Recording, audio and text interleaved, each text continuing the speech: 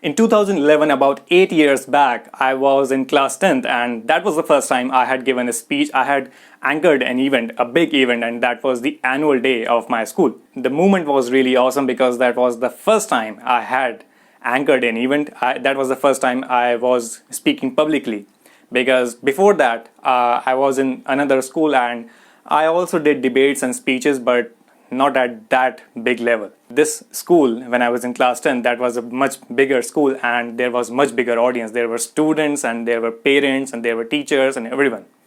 So a lot of students, not only students, but a lot of teachers also appreciated the way I anchored. And the principal also noticed me and my friends. And the principal called me, my friends. There was Jatin, there was Ishwarya, and both of them are brilliant speakers. If Jatin and Ishwarya, you are watching this video, you are brilliant speakers and brilliant people. So I had the privilege to speak along with them, and the principal called us in the month of February. The principal said that there's an event called Delhi Police Week, and it's going to be organized tomorrow. And you three have to prepare a speech and represent our school over there. A lot of students from the schools are going to come in tomorrow, and you have to give your best, and this is the topic that you have to prepare, and Dhawan sir will lead you and he will guide you.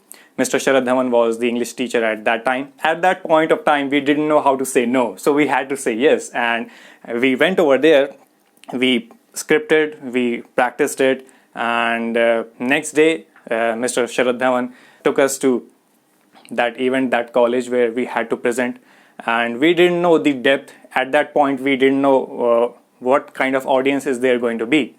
We just knew that there are going to be some policemen and a lot of students or teachers or professors maybe. I was really scared because I had never spoken out of school. I was just in this small pond or small well where I was like the king or something you can call. But I had never spoken outside my school, outside my comfort zone. When my name got called upon that, okay, now Arib Irshad is going to come. So I was like shaking. I was not shaking physically, but I was shaking inside, and I was like, oh my God, what I'm gonna do. And I was really, really very nervous. There was this podium, and I went towards the podium. There was the mic, and they said, all right, begin. And all of a sudden, you won't imagine, no matter how much I had practiced, but I went completely blank. Completely blank. I didn't know how to begin. I was just figuring out what was the first line of my presentation, what was the first line of my speech. How could I forget? It was really awkward. I was just standing there, and it's not that the people were trying to crawl upon me, but the people over there was the commissioner, there were policemen, inspectors, and everyone in the uniform.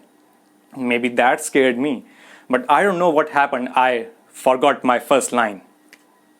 What I'm trying to point out here is that was the first time I was so much anxious, and I observed a thing about me, that if you don't practice it well, your anxiousness, your anxiety, your stress will go so much high that you will forget everything that you already know. Well, luckily, I somehow remembered what I had to say, and I started the speech. I didn't get the first prize, I didn't get the second prize or third prize or any prize. I just got a certificate, and Mr. Dhawan at that time said that this is a learning point for all three of you, because we had learned something, and the learning was to prepare well in advance. And since then, I have presented a lot of times in the last 8 or 9 years. I have presented in front of students. I have presented a lot of times in my college, the basic presentations that we used to give. I have anchored events, and about 2 months from now, I have given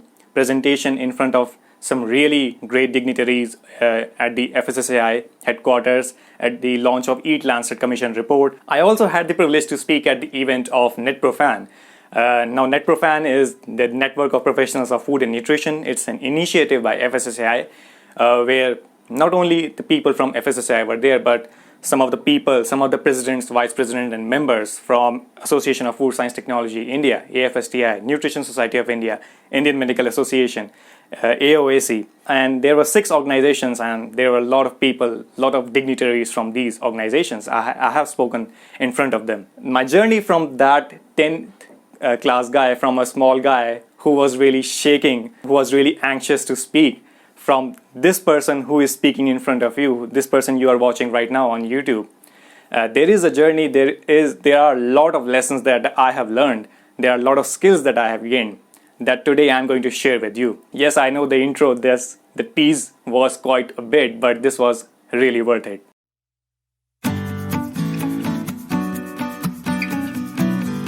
How are you doing today? Welcome back to the channel. This is Arib Irshad and you are watching Food Tech Simplified, where I make simple and easy to understand lectures, videos and tutorials for the students of food science and technology.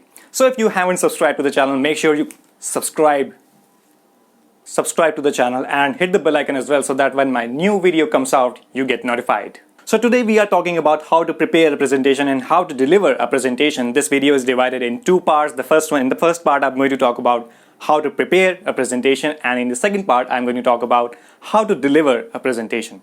And this video is going to be helpful for not only the students who really are scared about speaking in public or in speaking in front of any audience, but also this will also enhance the presenting skills for the working professional. So stay tuned till the end of this video. The first step that I have for you, the preparation strategy number 1, is to start early. Start as early as possible. Don't try to cram the presentation one night before or 2 nights before. It's not going to work out at all.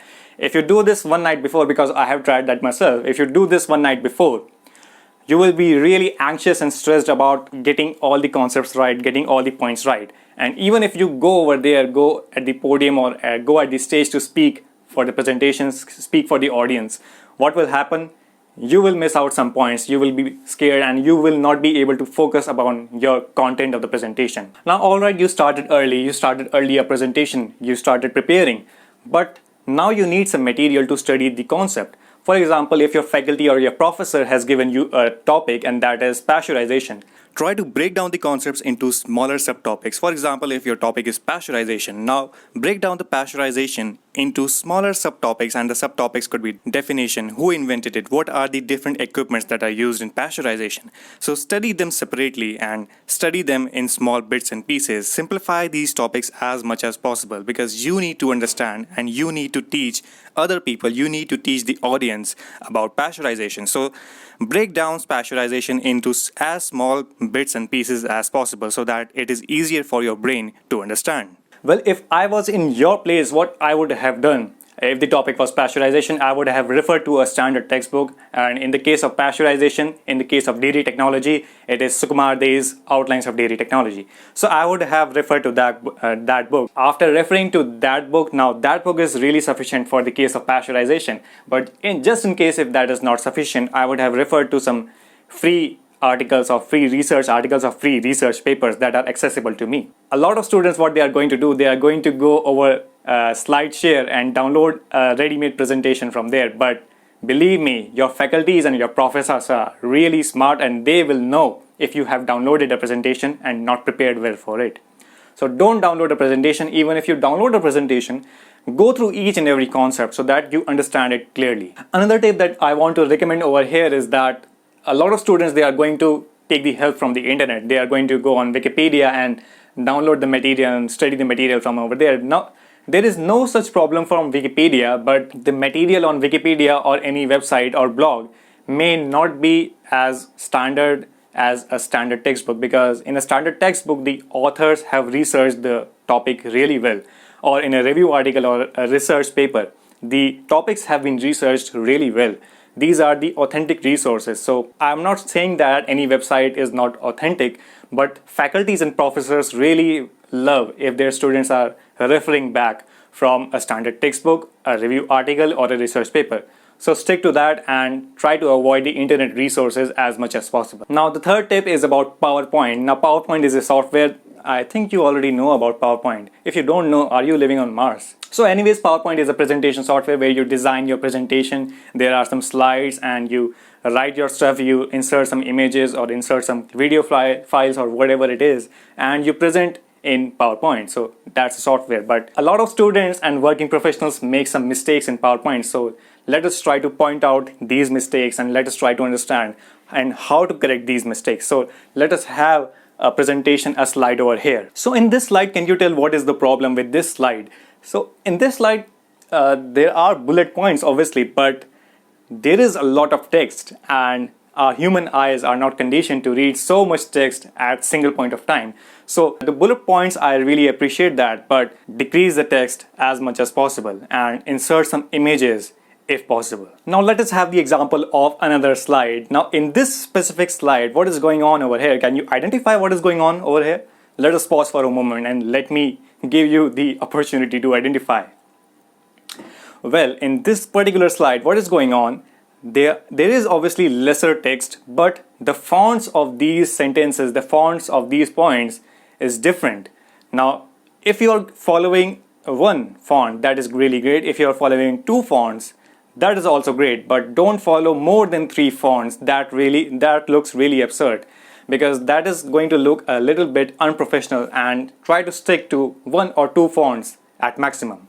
Now here is the another example of the slide. In this slide, can you imagine what is the problem? Now you will say that there is less text, there are images and there are bullet points, but what is the problem with this slide? Now there is a concept of contrasting colors. What is meant by that? If I show you a big screen and that is white in color, so what will happen? Your eyes will be, the eyes of the audience will be more tense to receive a white background. In comparison, if I show a black background with white text on it or a contrasting color, this will create relaxation in your eyes. That will be more relaxing. The audience will welcome this slide more as compared to the white slide. And that is for a reason. That is because of contrasting colors. So try to use contrasting colors like these that are flashing on the screen right now. Now let us have another example of this PowerPoint slide. Now in this example, what is going on over here? Well, obviously in this slide, the text is written in the form of paragraphs. Don't ever do that. Always use as less text as possible and don't write all the paragraphs, and please don't do that. Just try to write the bullet points and as lesser text as possible. Another thing that I want you to remember is that the presentation, the PPT that you have prepared, try to follow the principle of minimalism. Try to put lesser things in the presentation and speak more things, because if you fill the presentation with a lot of images and videos and text and all those things, the audience is going to focus on your presentation and not on you. What we need to do is that we need the audience to focus on you and you only. You are the presentation, not that. So we need to focus on you. Be the presenter, be in the moment, be in the spotlight. This is your moment. It's not that moment. It's not their moment. It's your moment. Tip number 4 is to practice in front of a mirror. Now, obviously you are going to practice it, and if you are not going to practice this, what are you doing here? You need to practice the presentation as much as possible. And how are you going to practice? Practice it in front of a mirror. Speak in front of a mirror and try to understand how is your posture. Is your posture like this? Is your posture like this? Are you holding hands like this? Are your hands inside your pockets? Or try to understand what is your posture when you are speaking. If you are not trying to speak in front of a mirror, you can speak in front of your friend, your girlfriend, your boyfriend, or your parents, or your sisters, or your brothers, your cousins. Take anyone and speak in front of them and ask them for their feedback. How is your presentation? And they will give you honest feedback, because they are your loved ones. Now, another pro tip I have for you is that when you are preparing, when you are in the preparation stage, what you can do, you can go to your faculty or your professor who has assigned you the topic of the presentation. Go to him or her and ask him or her that, sir or ma'am, in this presentation, in this topic, what are the contents that you would like me to present? What are the topics that I need to focus on? And what are the things that I should not speak in the presentation? Now, what this will do, this is going to create an impression in front of your professor that, all right, this student is really serious about his or her presentation. But not only that, you are also going to get a feedback that what are the points you need to focus on, what are the points that you don't need to focus on, and that is really great.